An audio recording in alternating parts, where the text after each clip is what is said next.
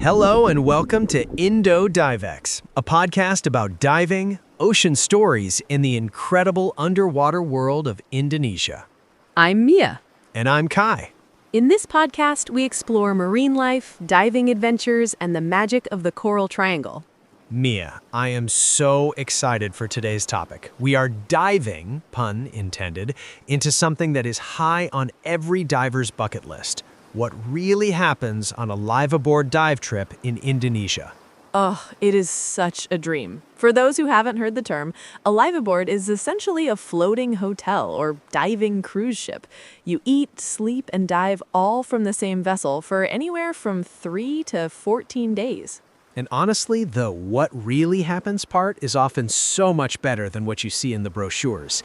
It's not just about the hammerheads and mantas, though those are spectacular. It's the rhythm of the ocean that dictates your life.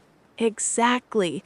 Imagine waking up at 6 a.m. On land, that's a punishment. But on a boat in the middle of Raja Ampat or Komodo, it's an invitation.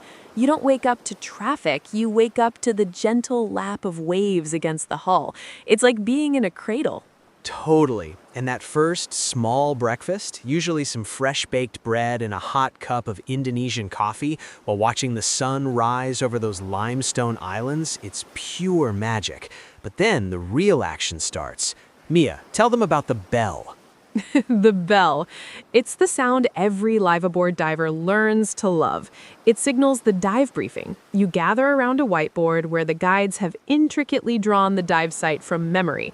They talk you through the topography, the currents, and what critters you might see. And then it's go time. You're doing 3 to 4 dives a day. The first one is often the most intense because the reef is just waking up and the predators are finishing their night shift. You roll off the tender and suddenly the noise of the world vanishes. It's just you and the blue. And the water. In places like the Halmahera Sea, it can be a balmy 30 degrees Celsius. After that first dive, you are ravenous. I'm talking science fact levels of hunger. It really is. Breakfast on a liveaboard is a serious affair. Eggs, noodles, fruit, bacon, it often all ends up on the same plate. You're fueling up because you're burning massive calories underwater. What I find most interesting, though, are the tribes that form during the surface intervals. You have the macro-maniacs who will ignore a whale shark because they found a 2-millimeter sea slug. And don't forget the charging station colonizers. They occupy every electrical socket with camera strobes and drones. Then you have the sun seekers who just vanish to the sundeck for a nap the moment the briefing ends. It's such a diverse group of strangers, but by day 2, everyone is tribe. You're bonding over the fact that you both got caught in the same down current before breakfast. The ocean is the great leveler. Nobody cares if you're a CEO or a student when you have salt in your hair and mismatched shorts. Speaking of currents, we should mention that Indonesia isn't always a walk in the park. Places like Komodo and the Banda Sea are famous for strong currents. Most boats require an advanced open water certification and at least 50 log dives to make sure you're safe and comfortable. Safety is huge. The crews are the unsung heroes here. While you're napping or eating, they're filling tanks, fixing leaky O-rings, and the cabin fairies are making your bed look like you never touched it. And they handle the logistics of the digital detox.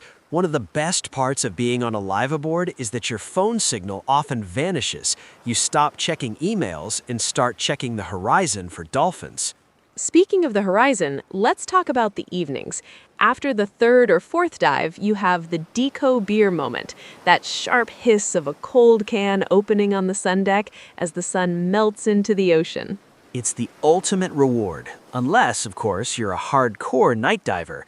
Plunging into the black water to see bioluminescence or hunting lionfish is pure magic. And then the final briefing of the night, where the cruise director points to a map and says those magic words, "Tomorrow we are looking for mantas." You go to bed buzzing with anticipation, falling asleep to the hum of the engine as the boat carries you to a new reef. Before we wrap up, I think we should share some interesting ocean facts about this region to give our listeners a sense of scale. Good idea. Did you know that Indonesia is made up of over 17,000 islands? It sits in the heart of the Coral Triangle, which has more than 500 varieties of coral and 2,000 species of fish. In Raja Ampat alone, scientists have recorded over 1,500 species of fish. That's more than some entire countries. And because the Indonesian Throughflow moves warm, nutrient-rich water between the Pacific and Indian Oceans, it creates this superhighway for marine life. It really is the global epicenter of marine biodiversity. That's why these Liveaboard trips are so special. They take you to the most remote, pristine spots that land-based resorts just can't reach. It makes you reflect on why the ocean matters so much. When you're out there, miles from civilization, you see how interconnected everything is. Absolutely. A Liveaboard trip is a total mental reset.